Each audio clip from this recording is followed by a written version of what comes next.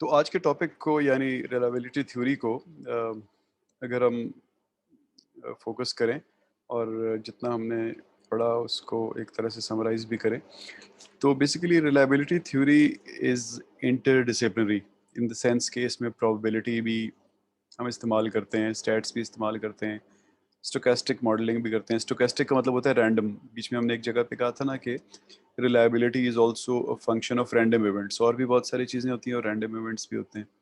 तो उनकी modelling combined with engineering insights, हमारी नॉलेज इंजीनियरिंग की, डिज़ाइन की, और फिर scientific understanding of failure mechanisms की, जिसके अंदर मटेरियल्स की फेलियर स्पेशली इम्पोर्टेंट होता है।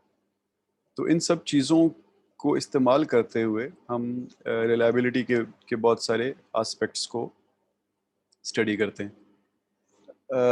रिलायबिलिटी थ्योरी जो है, इसमें जो बहुत सारे इश्यूज होते हैं उनकी एक कह लें कि नॉन एग्जॉस्टिव सी लिस्ट ही है आपके सामने, कि इसके अंदर रिलायबिलिटी मॉडलिंग भी होती है, एनालिसिस एंड ऑप्टिमाइजेशन भी होता है, engineering, science, technology and management. Quickly सबको एक एक को देखते हैं कि ये क्या चीज़ है। सबसे पहले रिलायबिलिटी मॉडलिंग। अब मॉडलिंग का मतलब होता है कि किसी चीज़ का एक सिंप्लीफाइड वर्जन बना के उसको समझना। जैसे आप बड़े जहाज़ का छोटा सा मॉडल बना लेते हैं तो आप उसकी एरोडायनामिक्स टेस्ट कर सकते हैं, या जैसे आप किसी अर्थक्वेक को एक सॉफ्टवेयर में सिमुलेट कर सकते हैं, या एक छोटे से कमरे में कंडीशंस क्रिएट करके सिमुलेट कर सकते हैं। तो उस चीज़ को मॉडलिंग कहते हैं। तो हम अपनी रिलायबिलिटी की मॉडलिंग, जैसा हमने पीछे देखा एफएमईए के प्रोसेस को, वो एक रिलायबिलिटी की मॉडलिंग थी कि हम फेलियर्स के लिए वेट नहीं कर रहे थे, बल्कि हमने एक मॉडल बिल्ड किया कि फेलियर किस किस तरह हो सकते हैं, और फिर हमने उसको एक्चुअली ख़त्म करने के तरीके भी निकालना शुरू कर दिए। तो reliability modelling basically model building होती है कि जिसके लिए आप फिर सॉल्यूशंस आपको मिलते हैं प्रिडिक्ट करने के, एस्टिमेट करने के और ऑप्टिमाइज करने के, किसी भी अनरिलायबल सिस्टम को, उसकी परफॉर्मेंस को या उसके सर्वाइवल को समझने के लिए, और ये भी समझने के लिए कि अगर ये रिलायबल ना हुआ तो उसके असरात क्या होंगे और उन असरात को हम मिटिगेट कैसे करेंगे। इसको रिलायबिलिटी मॉडलिंग कहते हैं। फिर रिलायबिलिटी एनालिसिस, जैसा मैंने आपको कहा कि दो तरह का होता है, एक क्वालिटेटिव एनालिसिस होता है, एक क्वांटिटेटिव एनालिसिस होता है। तो अगर आप वो एफएमईए की जो हमने तस्वीर देखी उसको जहन में रखें एग्जाम्पल वाली, तो उसमें जिन जिन कॉलम्स में टेक्स्ट लिखा हुआ था वो क्वालिटेटिव एनालिसिस था, और जिन जिन कॉलम में नंबर्स लिखे हुए थे वो क्वांटिटेटिव एनालिसिस था। क्वालिटेटिव एनालिसिस जो है वो it is intended to verify various failure modes and causes that contribute to the reliability, और quantitative जो होता है वो it uses real failure data in conjunction with suitable mathematical models, ताकि कोई quantitative estimate produce किया जा सके reliability का। फिर जी इसके बाद reliability engineering। reliability engineering basically concern होती है डिज़ाइन और कंस्ट्रक्शन से, उस सिस्टम की या उन कंपोनेंट्स की जिनका हमने कहा कि वो इनहेरेंटली अनरिलायबल हैं, और उनके आपस में इंटरेक्शन को समझने की। तो जितनी अच्छी रिलायबिलिटी इंजीनियरिंग होगी, चूँकि हम डिज़ाइन की बात कर रहे हैं ना, तो इसका मतलब है डिज़ाइन लेवल पे हम जो इन प्रॉब्लम्स को एलिमिनेट कर देंगे उतना ज़्यादा फिर हमारी प्रोडक्ट या सिस्टम या इंफ्रास्ट्रक्चर रिलायबल होगा। इसके बाद है जी रिलायबिलिटी साइंस। अब science is concerned with properties of materials. आप लोगों ने जो इंजीनियरिंग पढ़े होंगे, उन्होंने जो इंजीनियरिंग साइंस का सब्जेक्ट पढ़ा होगा, तो दे वुड रिमेंबर कि वहाँ पे मटेरियल्स की प्रॉपर्टीज़ की बात करते हैं। तो हर मटेरियल जो होता है, मुख्तलिफ मटेरियल, वो मुख्तलिफ तरीके से डिटेरियरेट होता है, मुख्तलिफ वजहों से डिटेरियरेट होता है।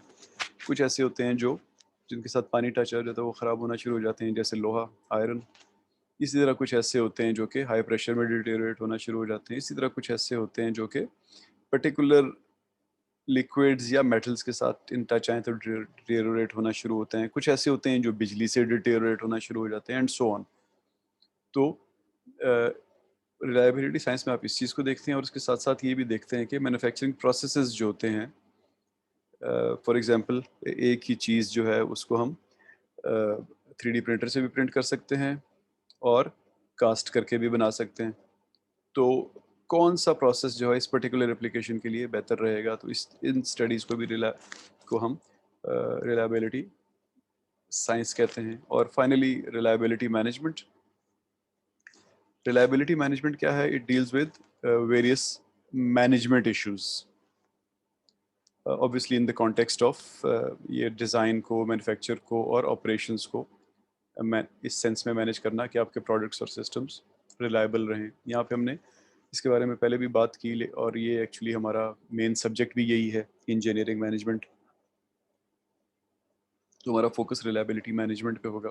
तो यहाँ पे एम्फेसिस जो होता है वो बिजनेस व्यू पॉइंट से होता है, क्योंकि अगर अनरिलायबिलिटी होगी तो हमने पहले बात की कि उसकी कंसिक्वेंसेस होंगी इन टर्म्स ऑफ आपके पैसे ज़ाया होंगे, आपका टाइम ज़ाया होगा, आपकी लोगों को नुकसान हो सकता है, उनकी जान को, उनकी सेहत को, आपकी इन्वायरमेंट को नुकसान हो सकता है, एंड सो ऑन।